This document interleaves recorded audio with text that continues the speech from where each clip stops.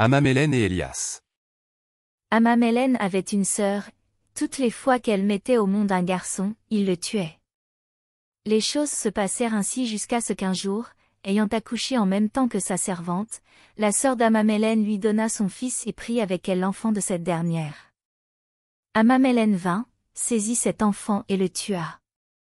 Le fils de la femme libre resta chez la servante, il grandit et devint homme. Il s'appelait Élias. Il n'est rien qu'Amamélène, qui n'était pas dupe de la supercherie, ne tenta pour attirer Élias dans un piège et le tuer. Mais le garçon était plus rusé que lui et il ne put accomplir ses projets de meurtre. Un jour, Élias se rendit chez Amamélène, il avait très soif et Amamélène tenait secret le lieu où l'on trouvait de l'eau dans la montagne. Le sol de la montagne était de roches dures et ne conservait pas l'empreinte des pieds. Amamélène allait la nuit avec ses serviteurs faire boire les troupeaux et rentrait pendant que tout le monde dormait encore. Élias prit alors les souliers des serviteurs et les enduisit de graisse.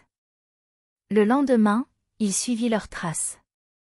Là où les souliers avaient touché le rocher, ils avaient laissé de la graisse. Le garçon put ainsi arriver jusqu'à l'eau. Amamélène l'avait vu et le suivait.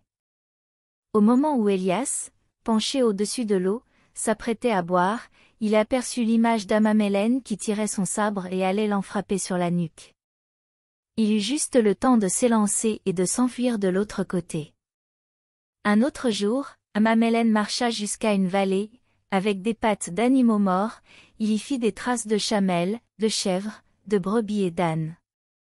Il y mit aussi 3 vieux chameaux, l'un borgne, l'autre galeux et le troisième ayant la queue coupée. Il rentra chez lui et, le lendemain, il proposa à Élias, en échange de sa tranquillité, « Va visiter cette vallée au loin, tu nous diras ce qu'il s'y trouve. » Élias se rendit dans la vallée et, lorsqu'il fut de retour, Amamélène lui demanda, « Eh bien, as-tu visité cette vallée ?»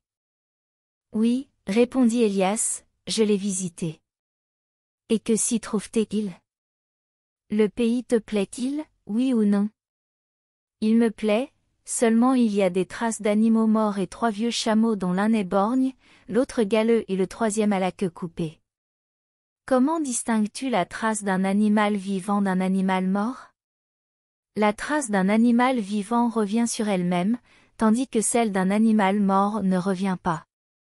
À quoi reconnais-tu qu'un vieux chameau est borgne ou qu'il a ses 2 yeux ? Le chameau borgne mange toujours les arbres du côté de son bon œil.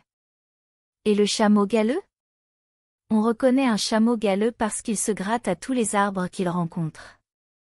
Et qu'est-ce qui te fait distinguer un chameau dont la queue est coupée de celui qui a sa queue ? Lorsqu'un chameau qui n'a pas de queue vient à fienter, les crottes restent en tas, tandis que celui qui a sa queue s'en sert pour les disperser.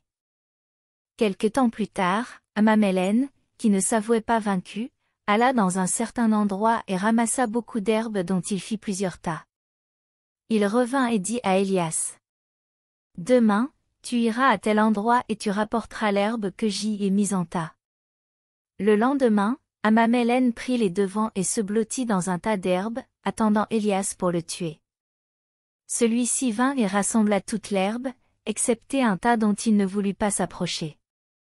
Ses compagnons l'interrogèrent. « Tu as rassemblé tous les tas d'herbes, pourquoi laisses-tu celui-là » ? « Celui-là respire, » dit Élias, « les autres ne respirent pas. » En entendant cela, Amamélène se leva précipitamment, saisit son javelot et le lança contre Élias qu'il manqua. Il s'écria alors, « Va, je m'incline devant toi, fils de ma sœur, que ma sœur a enfanté et qu'elle a fait enfanter à sa servante. » Et, depuis ce jour, Élias peut vivre près de sa mère en toute tranquillité.